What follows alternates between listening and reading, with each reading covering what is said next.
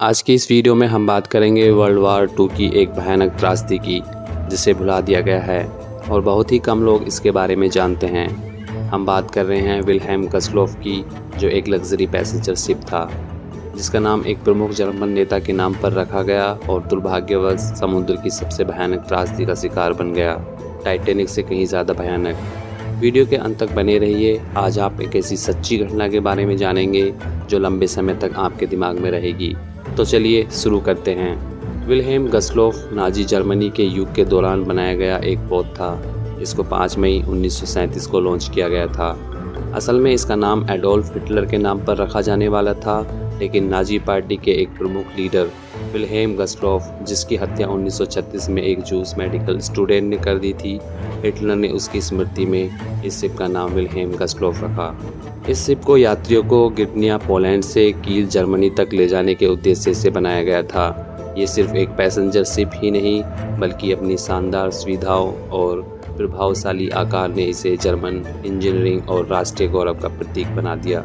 Second world war में German सेना कमज़ोर पड़ने लगी थी और सोवियत सेना लगातार आगे बढ़ रही थी। जब वर्ल्ड वॉर 2 अपने अंत पर था तो सोवियत सेना के डर से लोगों में अफरा तफरी मच गई।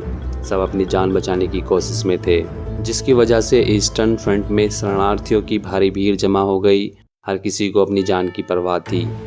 ईस्ट प्रूसिया में बढ़ती सोवियत सेना ने लोगों में आतंक का माहौल पैदा कर दिया। लोग किसी भी तरह वहां से निकल जाना चाहते थे।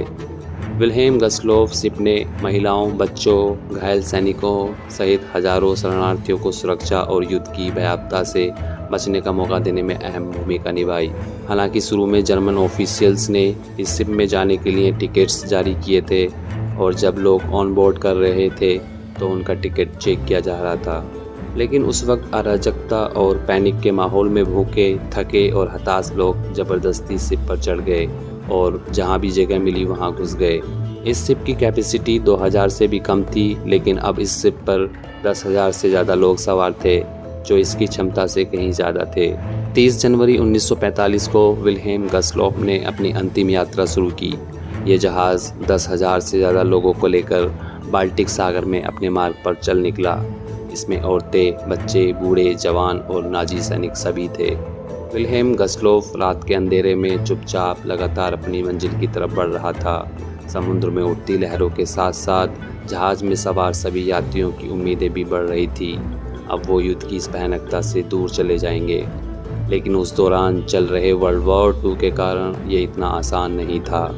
विल्हेम गस्लोफ का सफ़र चुनौतियों से भरा था, इसलिए जहाज़ में और उसके यात्रियों की सुरक्षा के लिए जर्मन नौसैनिक एस्कॉर्ट्स को साथ भेजा गया।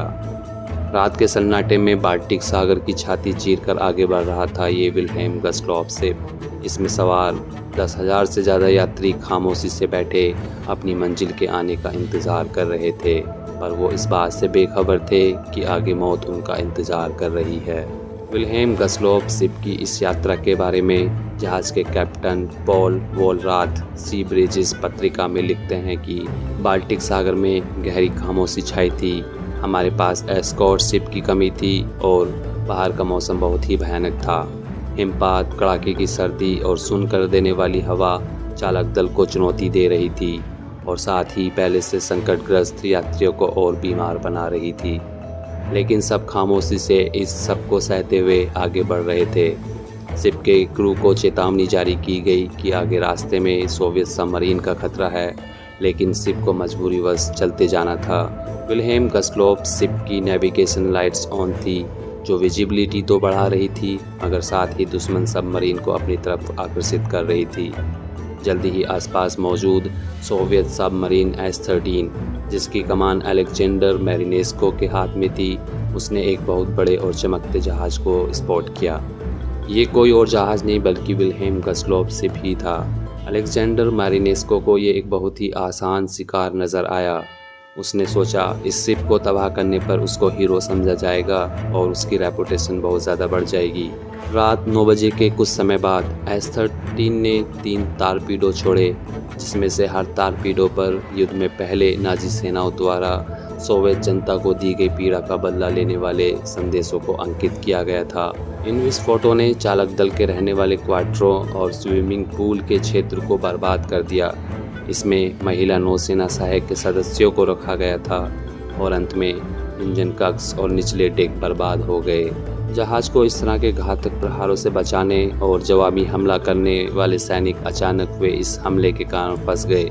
उनके पास बाहर निकलने का कोई रास्ता नहीं बचा और जल्दी ही जहाज़ पर एक खौफनाक मंजर पैदा हो गया। चारों तरफ लोगों की चीख पुकार का आलम था और जान बचाने की जद्दोजहद होने लगी। शिप में पहले से ही लाइफ बोट्स कम थी और ऊपर से शिप पोर्ट की तरफ झुक गया, जिसकी वजह से उन लाइफ बोट्स तक पहुंचना असंभव सा हो गया। और आखिरकार टारपीडो के हमले के 1 घंटे के बाद ये जहाज़ सागर की गहराइयों में डूब गया। जहां विल्हेम गस्लोफ शिप डूबा था वहां का नज़ारा बहुत ही भयावह था। चारों तरफ डेड बॉडीज से भरा हुआ था बाल्टिक सागर। हड्डी तक को जमा देने वाले पानी में छोटे छोटे बच्चों की बॉडीज तैर रही थी। इस घटना में 9000 से भी ज़्यादा लोगों की जान चली गई, जो आज तक का सबसे बड़ा समुद्री हादसा है, टाइटैनिक से भी कहीं बहुत बड़ा। अगर आपको वीडियो अच्छी लगी तो चैनल को सब्सक्राइब करें, वीडियो को लाइक करें और कमेंट करके बताएं। साथ ही कितने ऐसे लोग हैं जो पहले से इस ऐतिहासिक घटना के बारे में नहीं जानते थे।